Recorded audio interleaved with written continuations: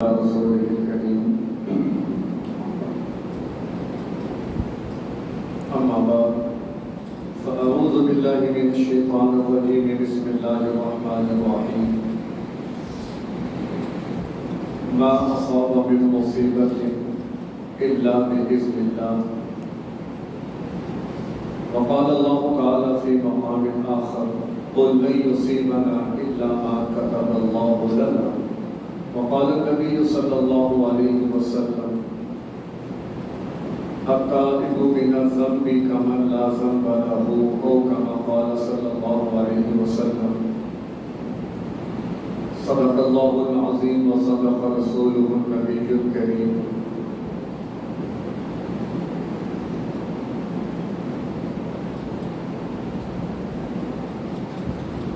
اس وقت جو حالات درپیش ہیں اور ملک جن حالات سے گزر رہا ہے اور جن مسائل اور آفات کا سامنا ہے اس کے حوالے سے عوام الناس کے اندر مختلف باتیں گردش کر رہی ہیں. لوگ اس کے مختلف توجیحات، تشریحات اور اپنے اپنے ذوق اور مزاج کے مطابق تجزیے اور تبصرے کر رہے ہیں. کوئی اسے عذاب کہتا ہے، کوئی اسے آزمائش کہہ رہا ہے، کوئی اعمال کی سزا قرار دے رہا ہے،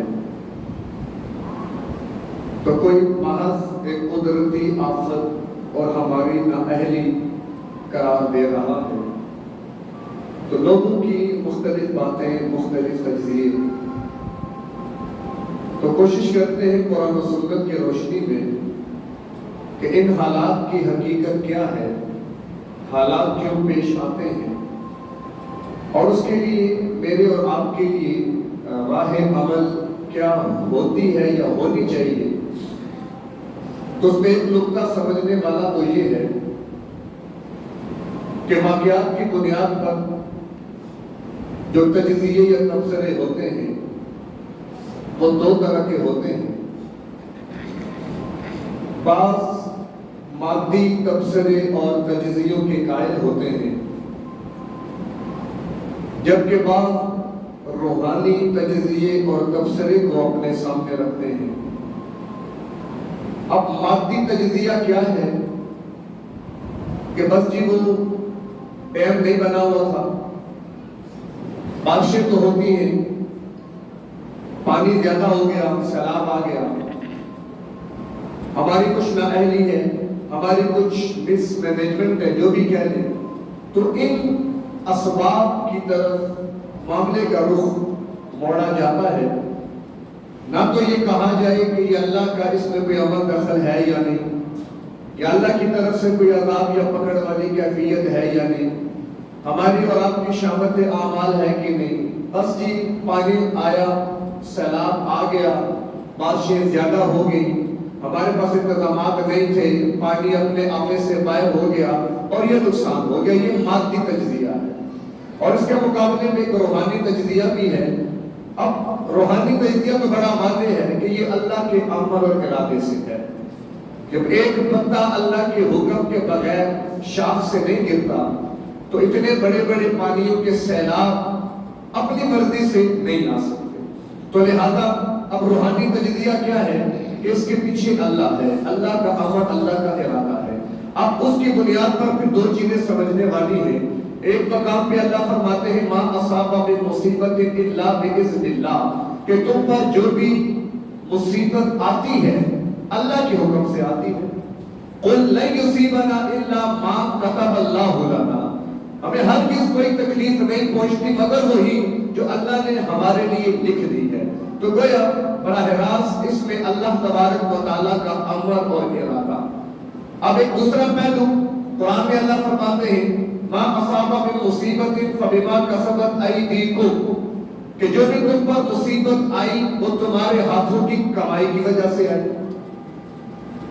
جو بھی حالات آئے بما کسبت ایدی الناس، لوگوں کے اپنے ہاتھوں کی کمائی تھی. اب یہاں پر دو چیزیں ہیں، ایک ہے مصائب و آلام کا آنا اللہ تبارک و تعالیٰ کے امر اور ارادے سے، اور ایک ہے مصائب اور آلام کا آنا میری اور آپ کی شامت اعمال کی وجہ سے. تو لہذا اب تجزیہ تھوڑا اگر ہم اس کی بنیاد میں جائیں تو پھر ہمیں یہ سمجھنا چاہیے کہ سب سے پہلی بات تو یہ کہ جو حالات آئے ہیں یہ اللہ کی طرف سے آئے ہیں. مادیت یہاں پر اپنا کوئی وجود نہیں منوا سکتی، سمجھا سکتی. کیوں؟ کہ ہمارا عقیدہ اور ایمان یہ ہے وَمَا تَسْقُطُ مِنْ وَرَقَةٍ إِلَّا يَعْلَمُهَا، ایک پتا بھی اللہ کے علم کے بغیر نہیں گر سکتا. یہ ہمارا عقیدہ اور ایمان ہے. لہذا جو بھی حالات آئے وہ اللہ کی طرف سے آئے. اب دنیاوی اعتبار سے وہ تو اللہ کا امر تھا، کیونکہ دنیا تو عالم اسباب، یہ کائنات، یہ عالم خلق، یہ اسباب کے تحت چل رہا ہے. تو یہاں پر جو بھی ہوتا ہے وہ اسباب کے درجے میں ہوتا ہے. اب اس میں سبب کیا بنا؟ میرے اور آپ کے اعمال، کہ ہماری بدعمالیاں جن کی وجہ سے اللہ کا امر آیا اور ہم پر یہ حالات آ گئے. تو ایک بات تو یہاں تک ہم سمجھ لیں کہ جو بھی حالات آئے ہیں یہ اللہ کے حکم، اللہ کے امر، اللہ کے ارادے سے آئے ہیں. اور دوسری وجہ کیوں آئے ہیں؟ میری اور آپ کی شامت اعمال کی وجہ سے آئے ہیں. یہ تو ایک بات. اب اس کے بعد دوسرا نقطہ کہ یہ حالات اب آ تو گئے، آنے والا، بھیجنے والا، بات واضح ہو گئی، آتے کیوں ہیں؟ اس کے پیچھے اسباب اور محرکات اور وجوہات کیا بنتی ہیں؟ کیوں انسانوں کے اوپر اس قسم کے حالات آ جاتے ہیں؟ تو اس کی بھی بات بڑی واضح ہے. ایک تو نقطہ ہم نے سمجھ لیا کہ میری اور آپ کی جو اعمال اس کی بنیاد پر اللہ کی طرف سے فیصلے ہیں، وگرنہ کوئی ان معاملات میں بہتی لاشوں کو دیکھ کر، ڈوبتے گھروں کو دیکھ کر، جانوروں کے ریلوں کے ریلے پانیوں میں بہتے ہوئے دیکھ کر کوئی یہ نہیں کہہ سکتا نعوذ باللہ لکن کفر نہ باشد کہ اللہ نے ظلم کیا. کیوں؟ اللہ تو قرآن میں ہی فرما رہا ہے ان اللہ لا یظلم الناس، اللہ تعالیٰ لوگوں پر ظلم نہیں کرتا. وما کان اللہ لیظلمہم، اللہ ایسا نہیں ہے کہ وہ ظلم کرے. ولکن کانوا انفسہم یظلمون، لیکن ہوتا کیا ہے؟ لوگ خود اپنے جانوں میں ظلم کرتے ہیں. ایک آدمی کو پتہ بھی ہے کہ مسجد سے نکل کے بائیں ہاتھ پہ گیا، 3-4 کتے ہیں اور وہ کاٹ کھانے والے کتے ہیں، لہذا چاہیے کہ یہاں سے گزر جائے. پھر بھی جان بوجھ کر وہاں سے گزرے گا تو لا محالہ کتے تو کھائیں گے. پھر بعد میں اگر وہ یہ کہتا پھرے کہ چلو جی اللہ کی مرضی، تو ٹھیک ہے، مرضی تو اللہ کی تھی، لیکن تجھے بھی اللہ نے عقل و شعور دیا تھا. وہ کسی گھر میں شہادیر وہ لٹکنا شروع ہوا، گھر والے موجود، تو لوگوں نے کہا اس مالک کو کہ اللہ کے بندے اس کا علاج کر کہ ایسا نہ ہو کہ شہادیر ٹوٹے اور تیری اولاد، تیرے بچے دب کر مر جائے. ہاں جی کرتا ہوں، دیکھتا ہوں، ہو جائے گا، کر لیں گے، دیکھتا ہوں، ہو جائے گا. وقت گزرتا گیا، لوگ سمجھاتے گئے، کر لیں گے، ہو جائے گا. کیوں؟ ہم لوگ سست بھی بہت ہیں. اپنے طور پر ہم لوگوں میں سستی اور غفلت کتنی ہے وہ ہر ایک کو پتا ہوگا کہ ایک چھوٹا سا کام گھر میں ہوتا ہے، مہینوں گزر جاتے ہیں وہ کام نہیں ہو پاتا. ایک بٹن ٹوٹ گیا، پورا ہفتہ، پورا مہینہ گزر گیا، آج کرتے کل کرتے بٹن وہیں کا وہیں پڑا ہوا ہے. کوئی ہولڈر ٹوٹ گیا، سال گزر گیا، وہیں پہ ٹوٹا ہوا پڑا ہے. 2 پیج لگنے ہیں. ہماری طبیعتوں کے اندر بھی کیا ہے؟ سستی ہے، غفلت ہے، جس کی وجہ سے ہم لوگ پریشان ہوتے ہیں. پھر ہوتا کیا ہے کہ ایک وقت آیا وہ شادیر گر گیا اور بچے مر گئے، لوگ تعزیت کے لیے گئے تو کہنے لگا یہ اللہ کی مرضی. کیا کہنے لگا؟ اللہ کی مرضی. کوئی شک نہیں، مرضی اللہ کی تھی، لیکن ایک سبب کے درجے میں تجھے بھی، تیرے ذمہ بھی تو کچھ کام تھا نا کہ ہم بھی کچھ کرتے.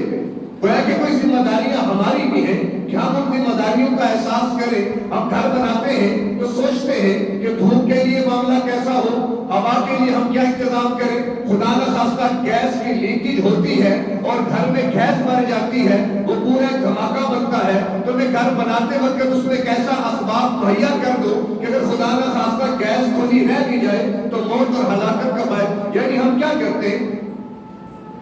آنے والے احتمالات کی بنیاد پر آج انتظامات کرتے ہیں کہ کچھ بھی ہو سکتا ہے لہذا سارے، تو کافی ذمہ داریاں ہماری بھی ہیں۔ اگر ہم بات تھوڑی اوپر لے کر جائیں تو یہ جو کہ ملکی اور ملی سطح کا مسئلہ ہے، تو ذمہ داریاں حکمرانوں کی بھی تھی اور لوگوں کی بھی کوئی ذمہ داریاں تھی جو ہم نے پوری کرنی تھی، لیکن وہی بات آج کر لیں گے کل کر لیں گے، جب آ گیا کالا باغ ڈیم بناؤ بھائی نہیں بناتے، سندھ والے کہتے ہم ڈوب جائیں گے، بلوچستان والے کہتے ہم مر جائیں گے، نہیں بناتے، بڑی کوشش کی نہیں بنانے دیا، کیا ہوا؟ اگر ڈیم بنا ہوتا تو شاید اتنا نقصان نہ ہوتا جتنا آج ہو گیا، لیکن کیا ہے جی ہم نے نہیں بننے دینا، اس کے باوجود بھی اللہ نے سب کو ڈبویا کہ نہیں ڈبویا؟ ڈوب گئے نا۔ وجہ کیا کہ ہم لوگ شعور سے خالی ہیں، ہمیں کل کی پلاننگ کا پتہ نہیں ہوتا، ہم اپنے سارے معاملات آج کے ماحول کو دیکھ کر کرتے ہیں، ہمیں یہ اندازہ نہیں ہوتا اگر ابھی دھوپ ہے تو گھنٹے بعد بارش بھی تو آ سکتی ہے، تو کیا میرے ہاتھ میں چھتری نہیں ہونی چاہیے؟ اگر بادل امڑ آئے ہیں اور سیاہ بادل گردش کر رہے ہیں، میں گھر سے نکل کے سفر پہ جانا چاہتا ہوں تو موسم دیکھ کر مجھے اندازہ ہونا چاہیے، گھر والے کہتے ہیں چھتری لے لو اور چھوڑے گی کون بوجھ اٹھائے گا؟ نہیں ہوگی، دیکھا جائے گا۔ آدھے راستے میں پہنچا، دھڑا بارش شروع، سارے کپڑے بھیگ گئے، اب کھڑا ہے کہ شیڈ کے نیچے تھر تھر کام رہا ہے، کہا تھا نا پہلے کے لے کے آ جا۔ تو اسباب کے درجے میں ہمیں اپنے انتظامات کرنے چاہیے، جب نہیں کرتے، جب آفت آ جاتی ہے پھر ہم کیا کرتے؟ بس جی یہ تو اللہ کا امر تھا، گویا کہ ہم لوگ اتنے سست تھے کہ اللہ پہ ڈال دیتے، چلو اپنے یہاں کہ تقدیر کا بہانہ بنا کے اپنی جانب کیا کر لیتے؟ چھڑا لیتے ہیں۔ تو یہ بات ٹھیک نہیں ہے، یہ دنیا عالم اسباب ہے، کل کیا ہوگا نہ مجھے پتا نہ آپ کو پتا، لیکن اس بات کے ہم پابند ہیں کہ آنے والے حالات کی بنیاد پر آج انتظامات کر کے رکھیں کہ ایسا نہ ہو کہ پھر کل ہمیں بھی تقدیر کا بہانہ کرنا پڑ جائے۔ چلے اگر اپنے انتظامات پورے کیے پھر بھی آفت آئی، دکھ تو نہیں ہوگا نا، افسوس تو نہیں ہوگا نا کہ بھائی چھتری لے آتا تو کتنا اچھا تھا، موبائل کا ستیاناش ہو گیا، پانی کیچڑ آیا تھا، آئی فون نیا لیا ہوا تھا جیب میں ڈالا ہوا، جاتے جاتے پھسلا، پاؤں گر گیا، کڑل کی آواز آئی، اب اس کے دل میں دعا ہوتی ہے کاش ہڈی ٹوٹی ہو، یہ ہڈی کی آواز ہو، کیونکہ موبائل تو بڑا مہنگا لیا گیا ہے۔ تو انتظامات پہلے کرنے ہوتے ہیں نا، تو افسوس پھر نہیں ہوتا، لیکن انتظامات نہ کریں پھر افسوس بھی، غم تو آ ہی گیا، حسرت اور افسوس بھی ہوتی ہے۔ تو بات کیا ہمیں ان اسباب اور ان حالات کے اعتبار سے اپنے معاملات کو بڑے آسان طریقے سے نبھانا چاہیے۔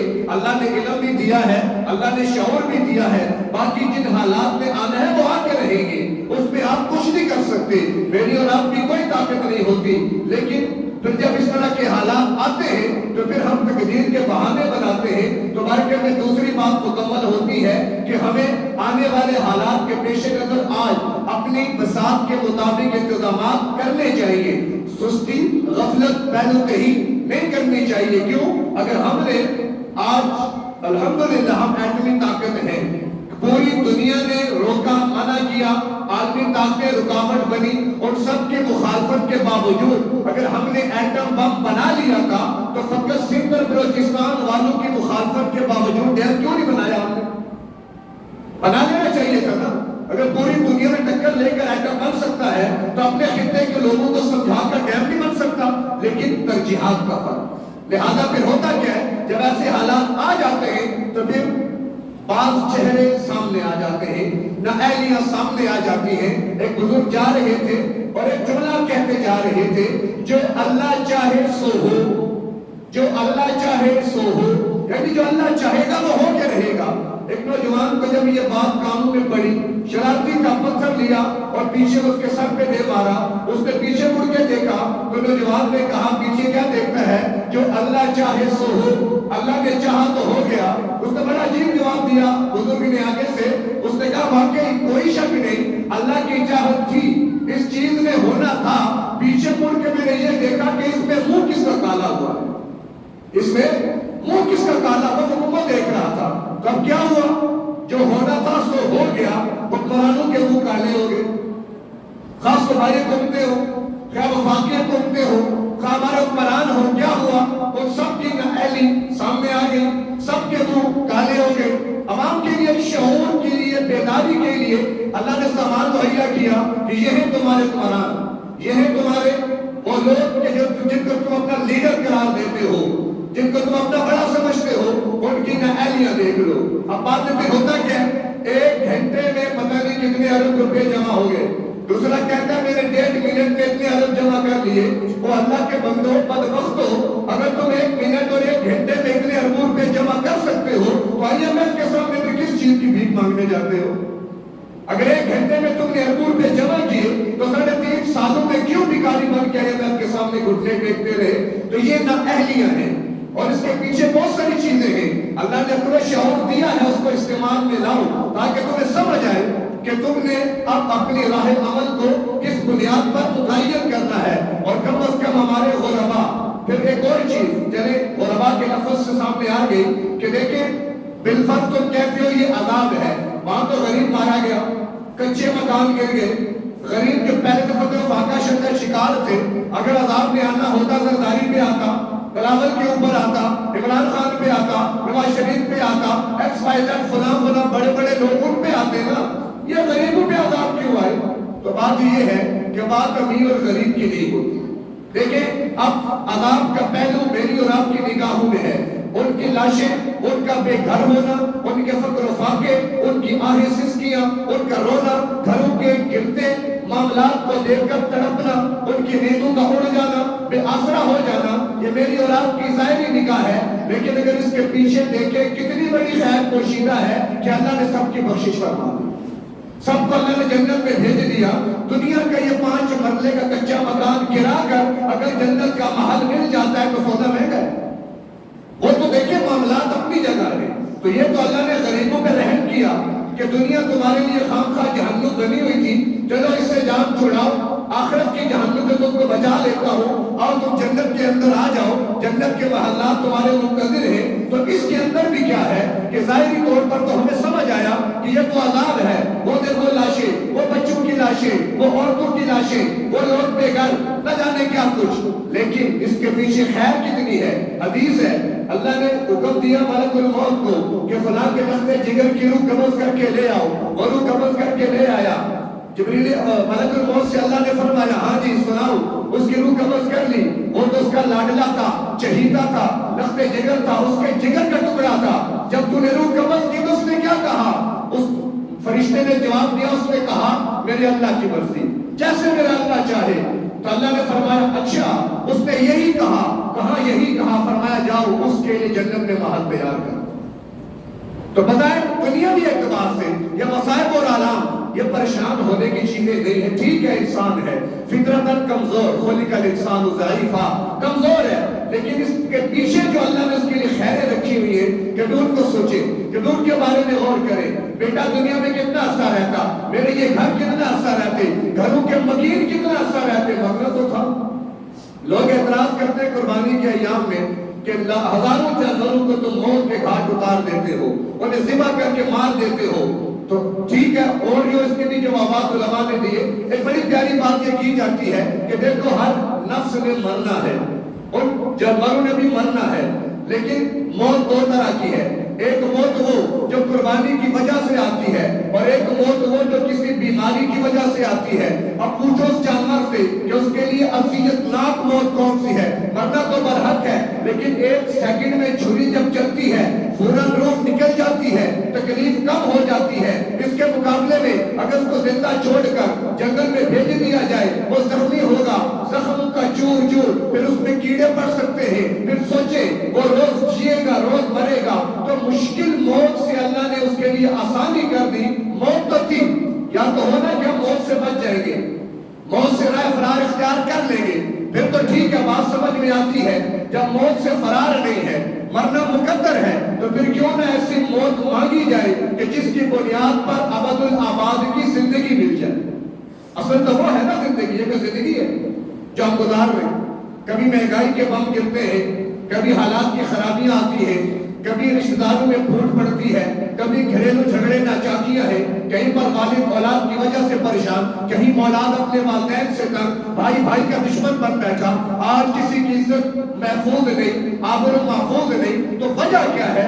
وجہ صرف یہی ہے کہ یہ دنیا ہے، یہ مصائب و آلام کا گھر ہے، لہذا اس میں عافیت سے اللہ کی مان کر چلو، وقت گزارو، تاکہ آنے والی جو زندگی کبھی ختم نہیں ہوگی وہ تو کم از کا مراحل کا سامان بن جائے. وگرنہ اگر آپ مصائب و آلام کی بات کرتے ہیں تو دنیا میں سب سے زیادہ مصائب و آلام آتے ہیں انبیاء کے اوپر جو اللہ کے محبوب ترین بندے ہیں.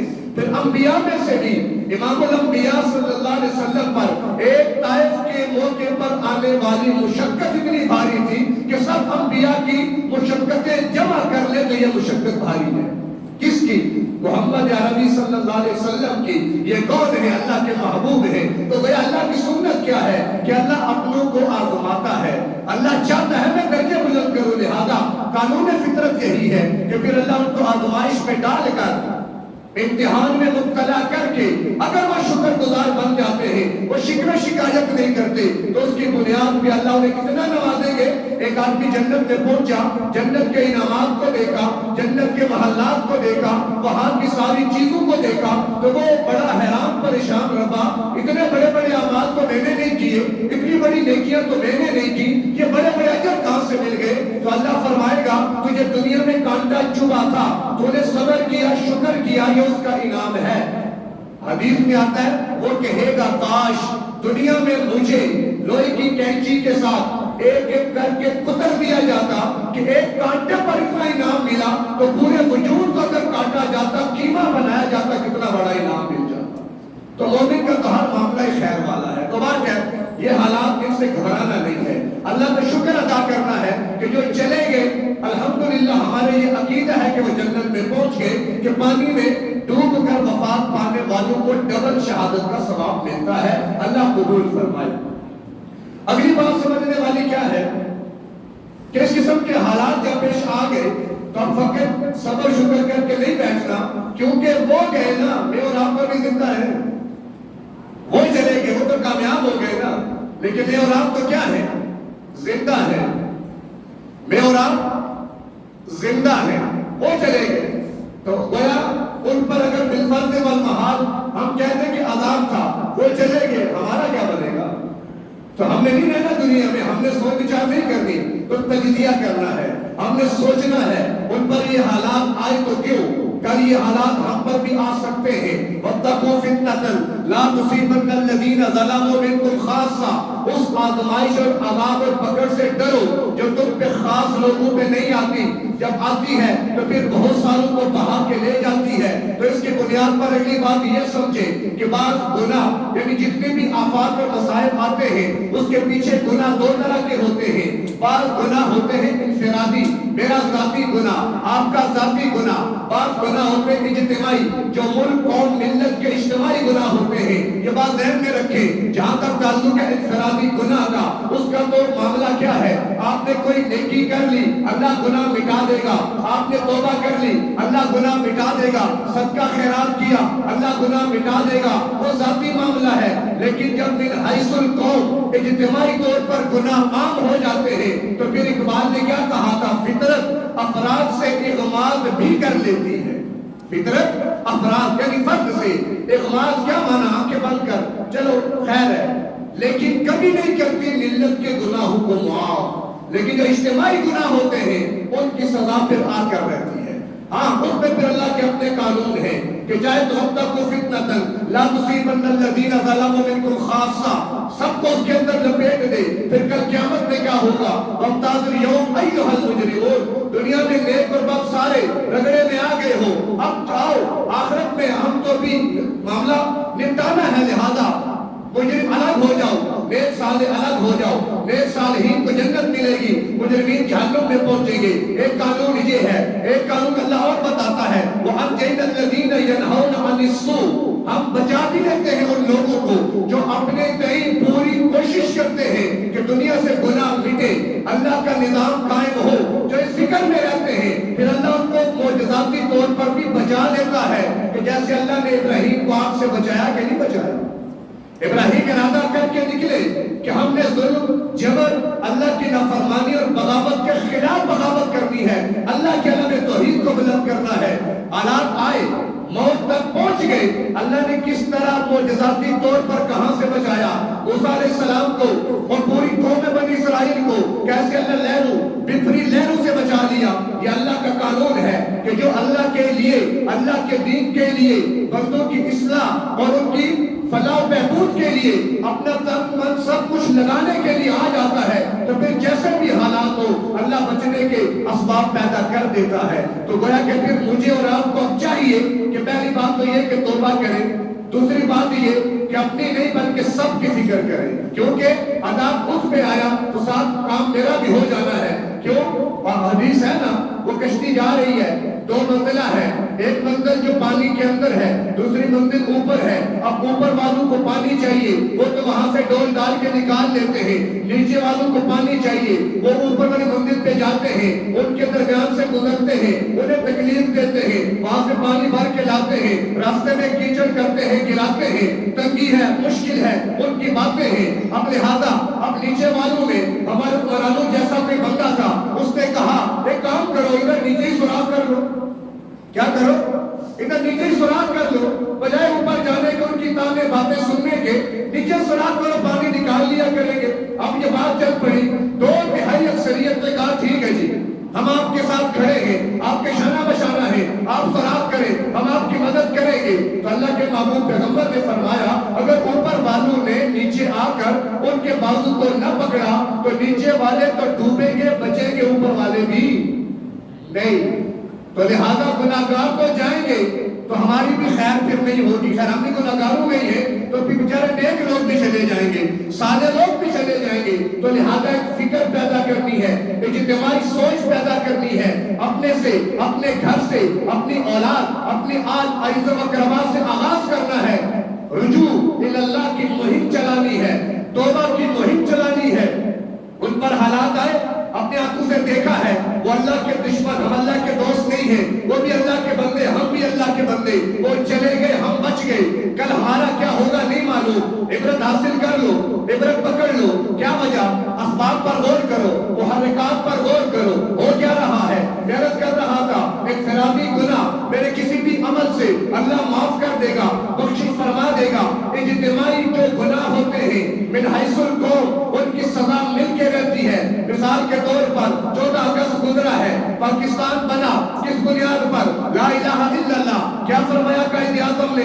ایک ایسی سلطنت کہ جہاں پر اسلام کا نظام عدل قائم کیا جائے, اخوت اور بھائی چارے کا ایک مظاہرہ کیا جائے, دنیا کو بتایا جائے کہ اسلام کیسا مذہب ہے. قائد اعظم نے کہا, اقبال کا ذہن سوچ کیا تھی؟ اقبال نے بھی یہی کہا, ایک ایسی ریاست خطہ, ایک ایسا خواب اس نے دیکھا, ایسی تصویر منظر کشی کی کہ جہاں پر قرآن کا نظام ہو, اللہ کے نظام کو قائم کیا جائے, اللہ کی بغاوت نہ ہو, اللہ کی نافرمانی نہ ہو, بلکہ رب کا دستور رب کی دھرتی پہ قائم کیا جائے. میں دوڑ کیا جاؤں, ظاہر ہمارے بڑے ہمارے حکمران ہوتے ہیں, ہمارے بڑی ہماری ریاست کے اندر حکومت ہوتی ہے. ریاست اور چیز ہے, حکومت اور چیز ہے. ریاست کیا ہے؟ میں اور آپ, یہ سارا خطہ ریاست ہے, اور اس کو چلانے والے کو حکومت کہتے ہیں. حکومت ریاست کو چلایا کرتی ہے, اور حکومت بڑی ہوتی ہے. الناس علی دین ملوکی, اور لوگ بھی حکمرانوں کے دین پر ہوتے ہیں. اب 14 اگست کا دن آیا, ذہن کیا تھا؟ لا الہ الا اللہ. فکر کیا تھی؟ محمد رسول اللہ. سوچ کیا تھی؟ رب کا نظام قائم ہو. لیکن کیا ہوا؟ مجرا ہوا. کیا ہوا؟ بے حیائی ہوئی. کیا ہوا؟ فحاشی ہوئی. کیا یہی تصور تھا قائد اعظم کا؟ کیا یہی تصور تھا اقبال کا کہ 10 لاکھ لوگوں کی جان دینے کا مقصد یہی تھا کہ ہمارے کفن بیچ کر یہ کھا جائے, ہماری لاشوں پر یہ رقص کرے, اور لوگوں کو بھی اس کے اوپر لے کر آئے. عوام نے بھی کیا کیا؟ وہی جو حکومت نے کیا, اور باجے ہاتھوں میں لیے. کیا بچے, کیا نوجوان, کیا مرد, کیا عورتیں, وہ نکلے گلیوں میں, کوچوں میں, چوکوں چوراہوں میں اور روڈوں پر, اور وہ طوفان بدتمیزی بپا کیا. الرحمن الحفیظ. اب یہ کیا ہے؟ پوری قوم مجبوری طور پر اللہ کے مجرم, اللہ کے باغی, بشمول حکمران ایک سزا کو بھگت بیٹھے. 25 سال کے بعد ہی مغربی پاکستان, مشرقی پاکستان ہم سے الگ ہو گیا. یہ کوڑا اللہ کے عذاب کا برسا. اب جو باقی رہ گیا اس کے حالات بھی آپ کے سامنے ہیں. تو ہمیں سوچنا ہے, ہمیں غور و فکر کرنا ہے. ہم تو جو گزارنی تھی گزار بیٹھے, آئندہ نسلوں کو ہم کون سا پاکستان دے کے جانا چاہتے ہیں؟ کیا وہی پاکستان کہ جہاں پر لوڈ شیڈنگ کی تاریکیاں ہوں؟ کیا وہ پاکستان کہ جہاں پر گیس کے چولہے ٹھنڈے پڑے رہے؟ کیا وہ پاکستان جہاں مظلوم عوام بجلی کو لے کر آگ لگانے پر مجبور ہو؟ کیا وہ پاکستان کہ جہاں پر مہنگائی کا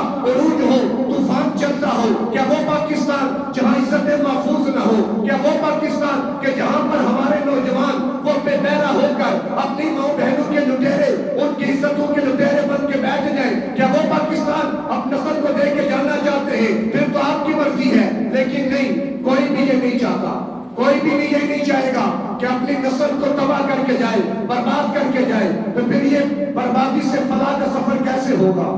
تخریب سے تعمیر کا سفر کیسے ہوگا؟ اس کے لیے ہمیں اپنے اندر شعور بیدار کرنا ہوگا. ہمیں سوچنا ہوگا کہ رب کیا کہتا ہے، رب کا قرآن کیا کہتا ہے. آج کے حالات کو اگر قرآن پر پیش کرے، ملک پاکستان کا بننا، اس کے نظریات کو قرآن پر پیش کرے. 10واں پارہ اٹھائیں سورہ توبہ، وَمِنْهُمْ مَنْ عَاهَدَ اللَّهَ لَئِنْ آتَانَا مِنْ فَضْلِهِ لَنَصَدَّقَنَّ وَلَنَكُونَنَّ مِنَ الصَّالِحِينَ. اگر اللہ نے ہمیں اپنے فضل سے عطا کر دیا، ہم صدقہ کریں گے، ہم صالحین بنیں گے. گویا ہم نے مانگا ملک پاکستان آیت کے پیرائے میں ہم اللہ کو ہمیں فضل دے دے، ہم نیک بنیں گے، ہم صالح بنیں گے. الذین ان مکناہم فی الارض، اگر لو اللہ تعالیٰ ان کو زمین پہ اقتدار دیتا ہے، اقیموا الصلاۃ، وہ نماز کا نظام قائم کرتے ہیں، آتوا الزکاۃ، زکات کا نظام قائم کرتے ہیں، پھر وہ دنیا امر بالمعروف و نہی عن المنکر، پھر وہ دین اور شریعت اور اسلام کا نظام لاتے ہیں. ہم نے مانگا، بار بار مانگا، قربانیاں دے کر مانگا، لاشیں دے کر مانگا، عزتیں لٹوا کر مانگا، گھر بار چھوڑ کر مانگا، خطے اپنے علاقے چھوڑ کر مانگا. اللہ نے دیا، ہم نے دعویٰ کیا ہم یہاں پر نیک بنیں گے، اچھا نظام لائیں گے. پھر ہوا کیا؟ قرآن بتاتا ہے فَلَمَّا آتَاهُم مِّن فَضْلِهِ بَخِلُوا بِهِ وَتَوَلَّوْا عَنْهُ مُعْرِضُونَ. کہ پھر جب اللہ نے فضل دے دیا تو پھر کیا کیا؟ بَخِلُوا بِهِ، بخیل بن گئے، منہ پھیر لیا، منہ پھیر لیا. ہم نے پھیرا کہ نہیں پھیرا؟ بے حیائی کو عام کر دیا، فحاشی کو عام کر دیا، اور اسلامی نظام کو ٹیررزم کے ساتھ جوڑ دیا.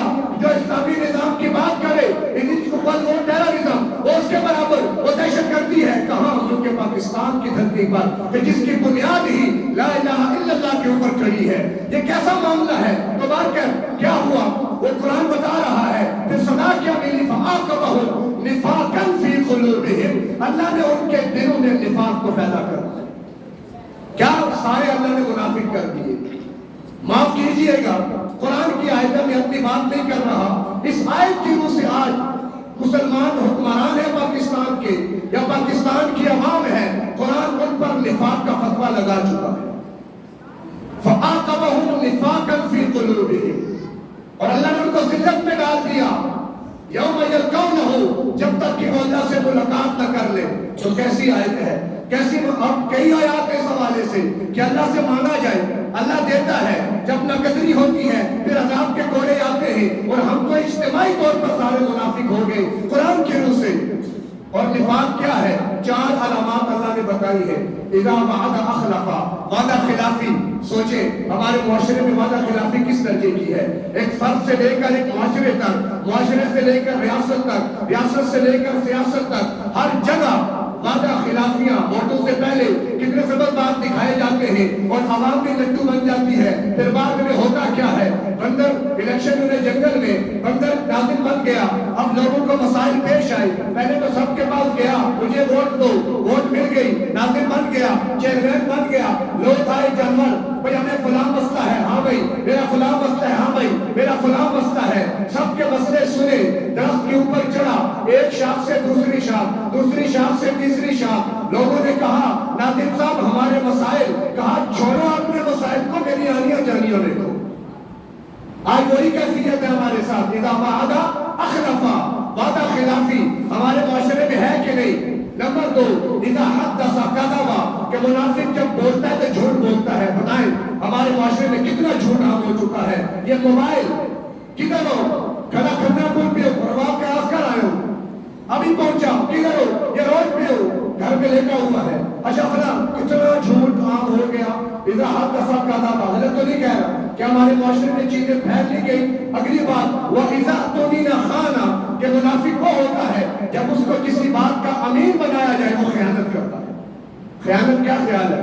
اس بارے میں مجھے وضاحت کی ضرورت ہے. میں اپنی بات کروں، میں اپنے عہدے منصب سے کتنا مخلص ہوں. یہ عہدہ میرے پاس امانت ہے، یہ ممبر میرے پاس رب کی امانت ہے، یہ مصلی رب کی امانت ہے. اگر میں حقائق سامنے نہیں لاؤں گا تو میں خائن بنوں گا، میں خیانت کرنے والا بنوں گا. اور میں اس چیز سے بری ہوں کہ میں خیانت کروں. ہاں دنیا سے جانا ہے، جب بھی اللہ کا امر آئے گا نہیں رہنا. جو رات قبر کی وہ ہم کبھی دھرتی پہ نہیں گزار سکتے، لیکن خائن بن کے رب کے حضور پہنچے یہ ہم سے گوارا نہیں ہے۔ بلکہ آپ اپنے منصب اور عہدے میں، آپ اپنی نوکری اور ملازمت میں پورے وقت کے اعتبار سے امین ہیں۔ ایک منٹ بھی ضائع کیا آپ خائن بن جاتے ہیں اور اس وقت کی تنخواہ بھی آپ کے لیے حرام ہوتی ہے۔ سوچے بات کہاں جا رہی ہے؟ آج ہر فرد، ہر معاشرہ، ہر گھر، ہر ادارہ، ہر جگہ پر یہ کام ہو رہا کہ نہیں ہو رہا؟ یہ تیسری چیز۔ اور چوتھی چیز، اذا خاصم فجر، کہ جب لڑتا ہے تو پھٹ پڑتا ہے، جب لڑتا ہے تو بندہ ہی مار دیتا ہے، گالیوں کی انبار لگا دیتا ہے۔ یہ 4 علامات نفاق اللہ کے محبوب پیغمبر نے احادیث میں بیان فرما دی۔ قرآن نے کہا کہ جنہوں نے وعدہ خلافی کی اللہ نے دلوں میں نفاق پیدا کیا۔ پیغمبر کی حدیث اس کی تائید کرتی ہے کہ نفاق کیا ہوتا ہے، یہ علامات ہوتی ہیں۔